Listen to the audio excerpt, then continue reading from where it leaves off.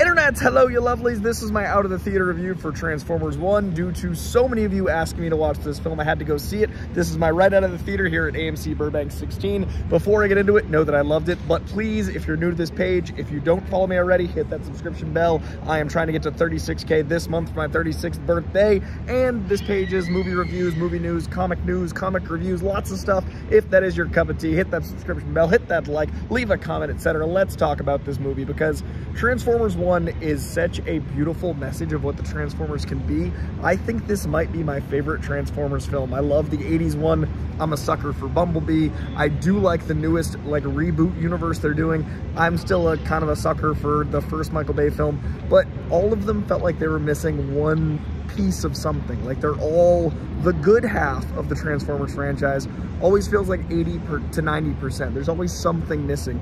And right now, I feel like this is the most complete Transformers film. This feels the most like when you're watching the old animated stuff, or when you're reading the comics, or when you're letting your imagination run wild with the toys. It is pure creativity, and it is about optimism. It's about autonomy. It's about all the puns of these names. It's about deception, but it's really beautifully about transforming your life, and it's about not letting deception run it. There's just so much beauty in the language of these characters that is so silly if used incorrectly, but so witty and cheeky and correct if used right. And it's so good for kids to have these messages. It's so important for the absurdity of a sentient 18-wheeler to be something that can lead children. And on top of that, it's a beautiful story of brotherhood and of people seeing things differently, and that causing a schism, and how friendship can be a left path or a right path in the road, and how literally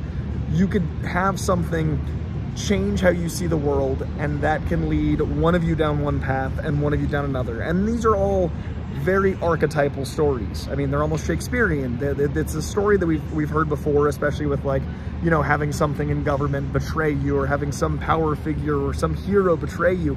But the way it's utilized here really embodies the importance of trusting in yourself and knowing what you believe in, because if something betrays you to that level, it really shows you who you are. And I think they did such a good job with that narrative in this movie, and I think it's such a good thing for kids to see. I think it's a really good way for adults to experience the Transformers they grew up with.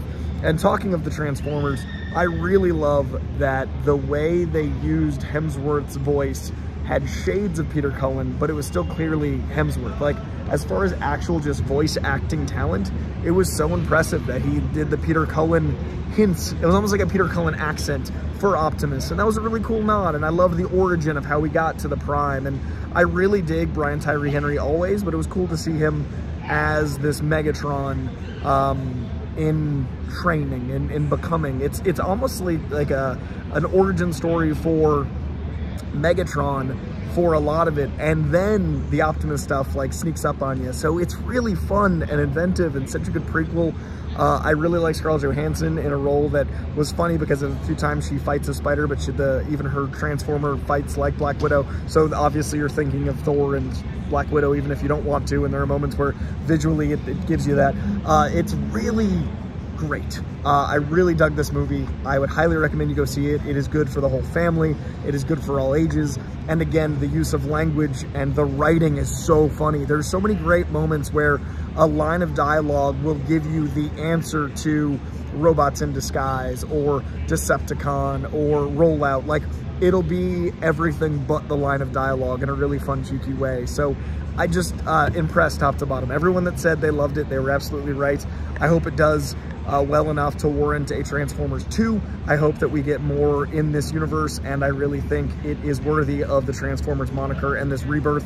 There are a bunch of Energon comics right now that Robert Kirkman's doing to revitalize the Transformers world, and I know they're slowly combining the G.I. Joe universe and the Transformers universe, so they're starting to build the live action together after the events, the post-credit scene in the last live action Transformers.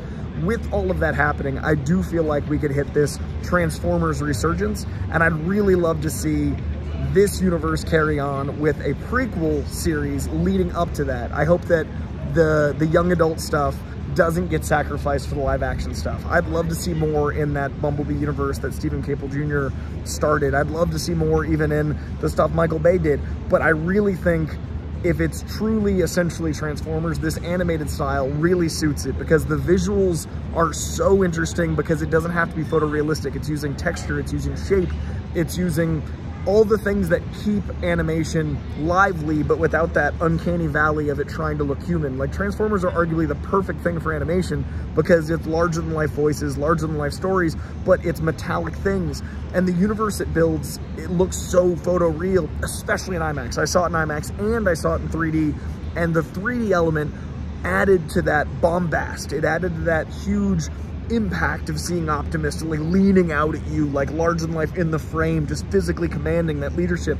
And the film is shot so well. Like, I don't know who DP'd this, but it reminded me of Rango. It reminded me of a film that was animated but has a strong Z-axis use. It really plays with up, down, and to, fro in a way that is so inventive, like Spider-Verse does. It feels 3D in its nature. So adding IMAX to that, adding the scope of Cybertron, adding this whole world, it is a powerful experience to see in theaters. So I highly recommend seeing it in IMAX. I love that it was animated. I love that this animation doesn't distract you from like, where are the humans? Is the balance of humans to robots fair? Because I think that's a big problem with Michael Bay films, is how much we invest in the human element. And by having it be a prequel, you never have to worry about that. By having it set on Cybertron, you can build out this crazy sci-fi universe where all of the energy and pulse and flow of the Energon crystals adds to the sci-fi element of the planet. The visuals in this are stunning, whether it's the actual robots themselves, the planet, everything just absolutely sings. So IMAX, 3D, great for all ages. I do think it's something that I want kids to get a sense of how important it is to be, like I said at the top, autonomous, but the lesson about optimism and the fact that it took me years to realize Optimus Prime is a lesson in optimism, like to optimize, to be optimistic. I really want, in this dark age of cynicism, kids to know that the right choice is the one that's going to lead to a brighter future. It's okay to have dark moments. It's okay to have things go wrong and you not believe things can be okay. But if you're optimistic and you follow a sense of self and have leadership and have that belief in yourself, that's what Transformers is all about. This movie has earned its Autobots rollout. This movie has absolutely landed what I think Transformers can be. So thank you to everyone that wanted me to review it. I hope you like this review right out of the theater, again, here at AMC Burbank 16. Follow me for more movie reviews. Follow me for comic book news and reviews. And I highly recommend, if you're not reading them already, check out the Robert Kirkman stuff coming out with the Transformers. Check out anything that relates to this Transformers 1. See it in the biggest, loudest, IMAXiest theater you can. And to be honest, I'm not usually a 3D guy, but this in 3D was really something special. So hit that subscription bell if you want more from me, movie news, movie reviews. Please hit the like if you like this review. Let's have a conversation in the comments. Let me know what you thought of Transformers 1, and if you like this review, standing outside in the middle of a theater. I hope you could hear it. I just talked for 8 minutes and I hope you heard it. Okay, much love, guys. Thank you for growing this page with me. Let's hit that 36K this month, hopefully. Much love. Bye, guys.